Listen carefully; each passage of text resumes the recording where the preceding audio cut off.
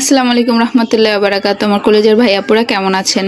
সবাই ভালো আছেন? অবশ্যই কমেন্টের মাধ্যমে জানাবেন, কারণ এখন যুদ্ধের কারণে পৃথিবীর সব জায়গার অবস্থা খুবই খারাপ, বিশেষ করে মিডল ইস্ট, তারপরে আমাদের বাংলাদেশ, এশিয়া কান্ট্রিগুলা। তো যাই হোক, কেমন আছেন অবশ্যই জানাবেন। আর এইখানে আমি রান্না করব হলো আজকে পাকিস্তানি নামকিন গোস বলে, অনেকে পেশাওয়ারি বিফ বলে মনে হয়। তো যাই হোক, এটা রান্না করব। তো আমি পেঁয়াজগুলো 4 টুকরা করে নিয়েছি। এটা মূলত আস্ত পেঁয়াজ দিতে হয়, বাট আমি 4 টুকরা করে আর কি দিছি। তো আমি এটা একদম সুন্দর করে বসিয়ে দেবো মেখে। তারপরে এখানে আস্ত আলু রসুন আমি ছিলে সুন্দর করে দিছি। আস্ত রসুন দেয় অনেকে, কিন্তু আমি ছিলে দিছি আস্তভাবেই কোয়া আর কি। তো এগুলো সুন্দর করে মেখে এখন আমি রান্নাটা বসাবো। আর আমি গতকালকে সারা রাত ঘুমাতে পারি নাই, যেটা সত্যি কথা। আর এখানে যে জিনিসগুলো দিয়েছি সেটা আগে বলে নেই। তো এখানে দিয়েছি হলো আস্ত যে গরম মশলাগুলো আমি মাংসতে ইউজ করি সেগুলা, আর সাথে দিয়েছি আমি গরম মশলার একটা পাউডার আছে আমার কাছে, ওইটা দিছি। দেন আমি দিয়েছি হলো একটু চিলি ফ্লেক্স, যেটা ভাঙা আধা ভাঙা মরিচ যেটা। আর এখানে বোম্বাই মরিচ ইউজ করে, আমি শুধু কাঁচা মরিচ ইউজ করছি, কারণ বোম্বাই মরিচ আমার ঘরে তো ঝাল খেতে পারবে না, বিশেষ করে বাচ্চাদের জন্য। তো আমি কাঁচা মরিচ আস্ত দিছি। আমার শুধু মাংসটা হলেই হবে, বাট আমার ঝালটা যেন না হয় সেই চিন্তা ভাবনা করে। আপনারাও চাইলে বাচ্চাদের খাওয়াতে পারেন, বাচ্চারা অনেক বেশি পছন্দ করেছে মাংসটা আমার। তো এটা আমি তো এখন জাল দিয়ে দিব, একদম তেজ জালে রান্না করব কিছুক্ষণ। কিছুক্ষণ রান্না করার পর যখন এটা ভালো করে বলক হবে বা কিছুক্ষণ কুক হবে, তারপর আমি এটাকে একদম কমিয়ে 1-1.5 ঘন্টা আমি বসিয়ে রাখবো, এই আর কি।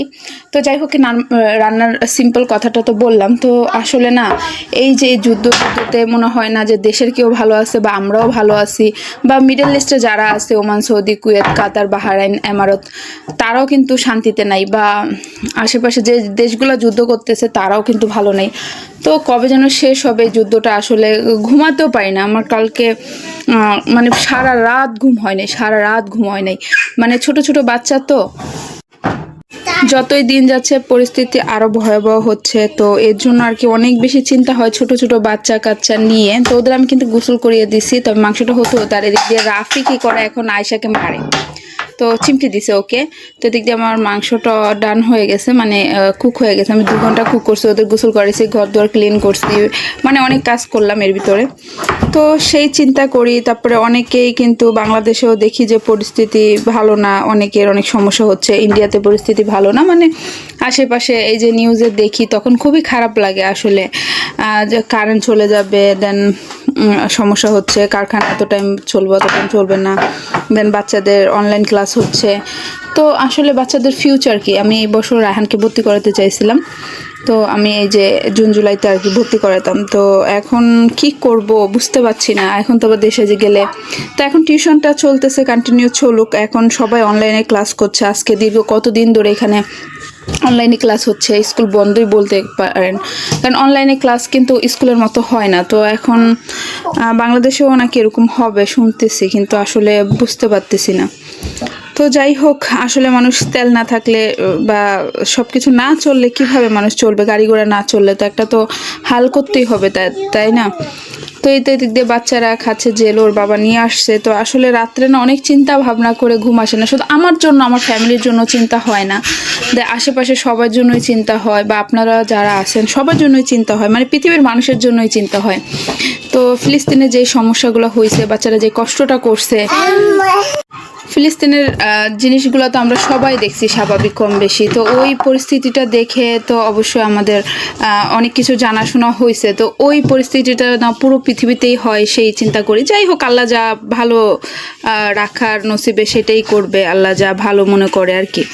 তো তারপরও মাঝে তো একটা টেনশন হয়, ছোট ছোট বাচ্চা নিয়ে কি করব।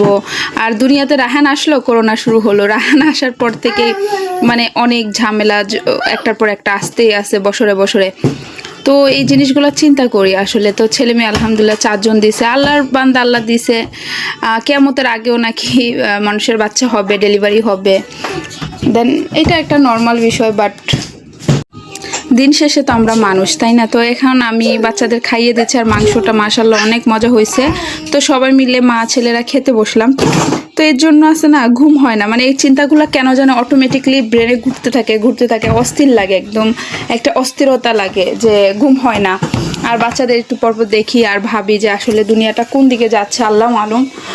তো সবার জন্য দোয়া করি যে আমার বাচ্চা, অনেকের আছে না বাচ্চা কাচ্চা, তারপরে সংসার, মানে সবারই তো কষ্ট হবে, শুধু একা যে আমার হবে তা না। তো আল্লাহ করি যেন এই দুনিয়াটা একদম স্বাভাবিক হয়ে যায় বা সব ঠিকঠাক হয়ে যায়, সেই দোয়াই করতেছি, কিন্তু আসলে বুঝতে পারছি না। তো এখানে যাই হোক আজকে আমরা এসিটা পরিষ্কার করলাম আপনাদের ভাইয়াকে নিয়ে, মানে এসিটা অনেক বেশি ময়লা হয়েছিল আর এদিকে বাচ্চারা খেলাধুলা করতেছে। তো এটা আমি সুন্দর করে মেশিন মেরে তারপর আপনাদের ভাইয়া পার্ট খুলে দিছে, তারপর এটাকে ক্লিন করছি ভালো করে। অনেক বেশি নোংরা হয়ে গেছিলো ভিতরে বাইরে, তো ওদিন আমি করতে পারিনি, যেদিন আমি ঘর গুছিয়েছিলাম আপনারা দেখছেন। তো আমি যে ডিপ ক্লিনগুলো করি, মানে আমার থেকে ভালো লাগে। দেন আমার ঘরটাকে আমি সেট আপ করতে চাই, এর ভিতরে বাচ্চারা অসুস্থ হয়ে যায়, তারপরে দেখা যায় যে আমি একটু ঝামেলায় পড়ে যাই, মেহমান আসে বা আমি কোথাও ঘুরতে যাই বা আমার মার্কেট শপিং এগুলো নিয়ে সব কিছু মিলিয়ে করতে পারি না। তো ঘরটা সেট আপ করলো, এটা তো একটা মানে ফোকাস দিতে হয়, আসলে ছোট বাচ্চা তো চাইলে সব কিছু করা সম্ভব হয় না। তো এসিটা এখন যাই হোক পরিপাটি করে ক্লিন করে নিলাম। আসলে এখন গরম আসতেছে, একদম এসিটা এত বেশি জাম হয়েছিল, মানে কি বলবো আর আপনাদের, মানে বলে বোঝাতে পারবো না, কিছুদিনের ভিতরে জাম হয়ে গেছে। তো এখন এটা সুন্দর করে কোরিলেক্স দিয়ে তারপরে সাবান দিয়ে ভালো করে ডলে ডলে পরিষ্কার করা হয়েছে, আমি করছি, করে ট্রাই করছি, তো আপনাদের সাথে একটু শেয়ার করলাম। তো যাই হোক ফাইনালি এখন আপনাদের ভাইয়া ফিক্স করতেছে।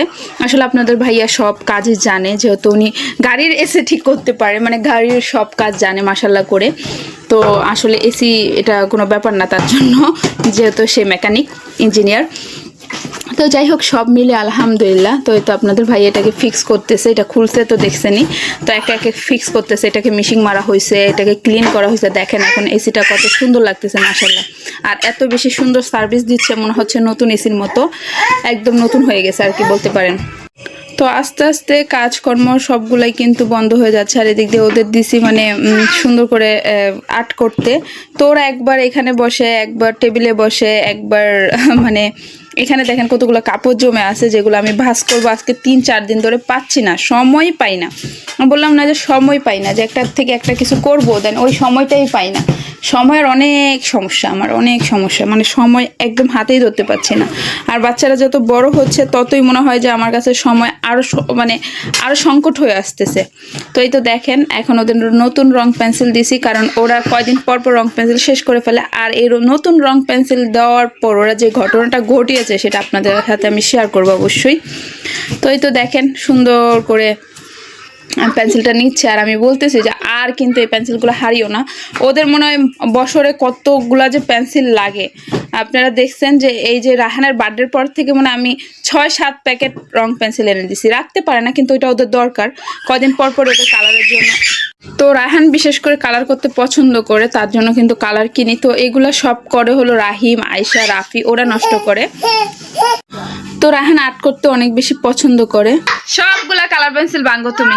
রাফি রাফি মুখ লাগে না, বাচ্চাদের মুখ দিতে হবে না, মুখ দিতে হবে না, মুখ দিতে হবে না। এই যে রাফি, রায়ান কো, রায়ান রান ভাই কই, ওই এনে ওকে। আয়শা কই, আয়শা সিস্টার, সিস্টার কই এনে ওকে। রাহিম ভাই কো, আব্দুর রাহিম।